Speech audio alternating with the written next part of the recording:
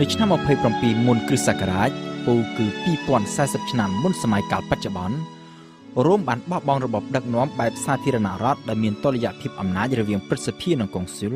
ហើយងាកមកចាប់យករបៀបដឹកនាំបែបចក្រភពដែលអំណាចទាំងអស់ត្រូវប្រមូលផ្ដុំនៅលើមនុស្សតែម្នាក់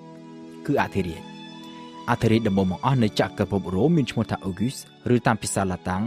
Augustus នៅក្នុងរយៈពេល56ឆ្នាំដែលលោកកាន់អំណាចអធិរាជ August បានស្ដារប្រទេសជាតិឡើងវិញឲ្យចេញពីភាពប្រឆាំងនៃវិវាទផ្ទៃក្នុងដែលបានអូសបន្លាយពេលអស់រយៈពេលប្រមាណជាមួយសតវត្សរ៍កន្លងទៅហើយបានដឹកនាំចក្រភពរ៉ូមឆ្ពោះទៅរកសុខសន្តិភាពនិងវិបុលភាពកំណែតម្រង់សង្គមជាច្រើនត្រូវបានរៀបចំធ្វើហើយក្នុងពេលជាមួយគ្នាការច្បាំងវាទីពង្រីកទឹកដីនៃចក្រភពរ៉ូមក៏ចេះតែបន្តតកតងទៅនឹងវិស័យយោធារ៉ូមបានបង្កើតនៅរចនាសម្ព័ន្ធកងទ័ពថ្មីស្រឡាងមួយដែលមិនមានអ្នកណាធ្លាប់ធ្វើពីមុនគឺកងទ័ពអាជីពទាហានរ៉ូមមិនមែនជាកសិករដែលគេកេណ្ឌយកមកច្បាំងក្នុងពេលដែលមានតម្រូវការហើយពេលចប់ចម្បាំងវិលត្រឡប់ទៅធ្វើស្រែចម្ការវិញដោយអ្វីដែលប្រទេសផ្សេងទៀតធ្លាប់ធ្វើពីមុនមកនោះទេនៅរ៉ូមទាហានបំពេញមុខងារក្នុងជួរកងទ័ពជាអចិន្ត្រៃយ៍ចេញទៅច្បាំងនៅពេលមានចម្បាំងហើយនៅពេលដែលគ្មានចម្បាំងត្រូវទទួលការវឹកវើ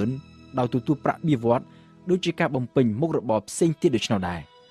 ហើយដូច្នេះហើយបានជានៅក្នុងសម័យកាលនោះចក្រភពរ៉ូមមានកងទ័ពដែលមានជំនាញបំផុតដែលធ្វើឲ្យប្រទេសផ្សេងទៀតមានការខ្លោបខ្លាចគ្រប់គ្នាតាមរយៈទាហានអាជីពនេះចក្រភពរ៉ូមទាំងនៅក្រោមការដឹកនាំរបស់អធិរាជ August និងអធិរាជក្រោយមកទៀតបានទទួលជ័យជំនះនៅស្ទើរតែគ្រប់សមរភូមិហើយច្បាំងវាទីពង្រីកទឹកដីរបស់ខ្លួនចាប់តាំងពីអង់គ្លេសនិងតំបន់អឺរ៉ុបមកដល់តំបន់ជុំវិញសមុទ្រមេឌីទែរ៉ាណេហើយចាក់ចុះទៅទិសខាងកើតរហូតទៅដល់អ៊ីរ៉ាក់បច្ចុប្បន្នក៏ប៉ុន្តែផ្ទុយពីម៉ាសេដូនរបស់អាឡិចសង់លឺកងចក្រភពរ៉ូមមិនមានមហិច្ឆតាចង់ច្បាំងកាន់កាប់ពិភពលោកទាំងមូលនោះទេចក្រភពរ៉ូមចេះកម្រិតដែនកំណត់នៃការពង្រីកទឹកដីរបស់ខ្លួនទឹកដីនៃចក្រភពរ៉ូមបានលាតសន្ធឹងដល់កម្រិតអតិបរមានៅក្នុងអំឡុងសតវត្សទី1និងសតវត្សទី2នៃគ្រិស្តសករាជ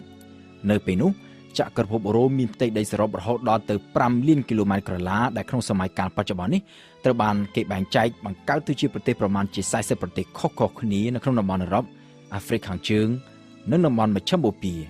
ប្រជាជនសរុបរបស់ចក្រភពរ៉ូមត្រូវបានគេប៉ាន់ស្មានថាមានចន្លោះពី50លានទៅ100លាននាក់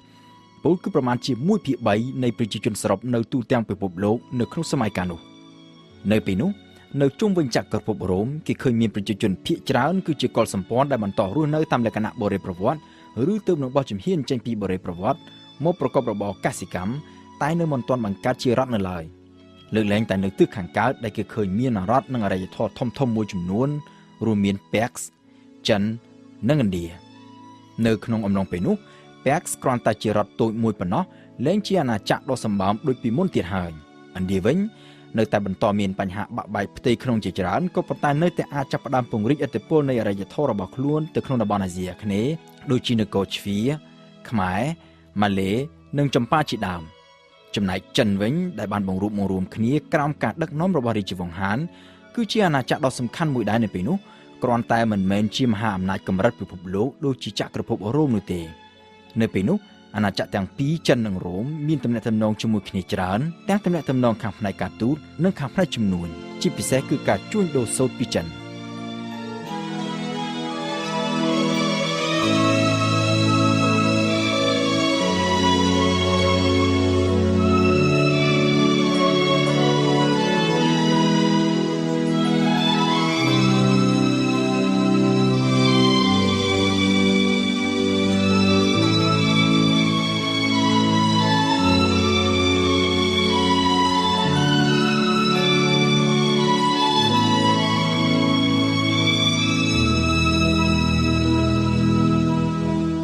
ចក្រភពរ៉ូមត្រូវបានគេកត់ត្រាឈ្មោះក្នុងប្រវត្តិសាស្ត្រថាជាមហាអំណាចដ៏សម្បើមមួយនៅក្នុងប្រវត្តិនៃមនុស្សជាតិជាការពិតណាស់ថានៅមុនចក្រភពរ៉ូមពិភពលោកធ្លាប់បានស្គាល់មហាអំណាចធំជាច្រើនទៀតដែរដូចជាប៉ែកសនិងម៉ាសេដូនរបស់អាឡិចសង់លឺកងហើយក្រៅពីចក្រភពរ៉ូមក៏មានមហាអំណាចពិភពលោកដ៏សម្បើមផ្សេងទៀតដែរដូចជាអាណាចក្រម៉ុងហ្គោលរបស់ចិនស៊ីកាន់និងចក្រភពអង់គ្លេសជាដើមដែលខ្លះគឺជាមហាអំណាចដែលមានផ្ទៃដីធំជាងចក្រភពរ៉ូមទៅទៀតក៏ប៉ុន្តែមិនមានអាណាចក្រណាមួយដែលអាចរក្សាភាពរុងរឿងជាមហាអំណាចពិភពលោកបានយូរដូចជាចក្រភពរ៉ូមនោះទេក៏ប៉ុន្តែ ដូចជាមានដឹកនាំក្រិចឈ្មោះ Pericles ធ្លាប់បានលើកឡើងកាលពីប្រមាណជា2500ឆ្នាំមុនថាអ្វីៗក៏ត្រូវមានទីបញ្ចប់របស់វានោះដែរយ៉ាងណាមិញអំណាចរបស់ចក្រភពរ៉ូមទោះបីជាធំសម្បើមប៉ុណ្ណាក៏ត្រូវមានទីបញ្ចប់របស់វាដែររហូតមកទល់នឹងពេលបច្ចុប្បន្ននេះអ្នកប្រវត្តិសាស្ត្រនៅតែមិនទាន់មានការឯកភាពគ្នានៅឡើយអំពីដើមហេតុដែលនាំឲ្យចក្រភពរ៉ូមត្រូវធ្លាក់ចុះដុនដាបហើយពេលវេលាពិតប្រាកដនៃការបញ្ចប់អំណាចរ៉ូមក្នុងឋានៈជាមហាអំណាចពិភពលោកក៏គេពិបាកនឹងកំណត់ឲ្យបានជាក់លាក់ដែរដោយសារតែការធ្លាក់ចុះនៃចក្រភពរ៉ូមបានកើតឡើងដោយសន្សឹមហើយអូសបន្លាយពេលរហូតដល់ទៅរាប់រយឆ្នាំឯណោះនៅក្នុងការសិក្សាអំពីដើមហេតុដែលនាំឲ្យចក្រភពរ៉ូមធ្លាក់ចុះដុនដាបអ្នកប្រវត្តិសាស្ត្រជាច្រើននាំគ្នាផ្ដោតទៅលើកត្តាធំមួយចំនួនដូចជាវិបត្តិសេដ្ឋកិច្ចនិងសង្គមបូករួមជាមួយនឹងវិបត្តិនយោបាយដែលកើតពីចំនួនដណ្ដើមស្នងតំណែងនៅក្រៅការស្លាប់របស់អធិរាជរ៉ូមម្ដងហើយបន្ថែមពីលើនេះទៀតគឺមានការវាយប្រហារពីកុលសម្ព័ន្ធខាងក្រៅ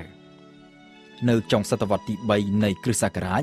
ចក្រភពរ៉ូមត្រូវបានគេពុះចែកជាពីរចំណែកគ្រប់គ្រងដោយអធិរាជពីរផ្សេងគ្នាគឺចក្រភពរ៉ូមខាងកើតនិងចក្រភពរ៉ូមខាងលិចចាប់ពីពេលនោះមកស្ថាប័ននយោបាយនិងកងទ័ពរ៉ូមបានចាប់ផ្ដើមបាត់បង់ស្ថិរភាពបន្តិចម្ដ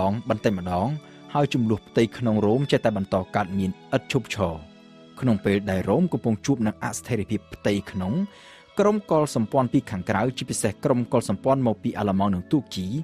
បានបង្កើនការវាយប្រហារកាន់តែខ្លាំងទៅលើចក្រភពរ៉ូមនៅដើមសតវត្សទី5ចក្រភពរ៉ូមក៏ចាប់ផ្ដើមបាត់បង់ទឹកដីបន្តិចម្ដងទៅក្នុងដៃពួកកុលសម្ព័ន្ធ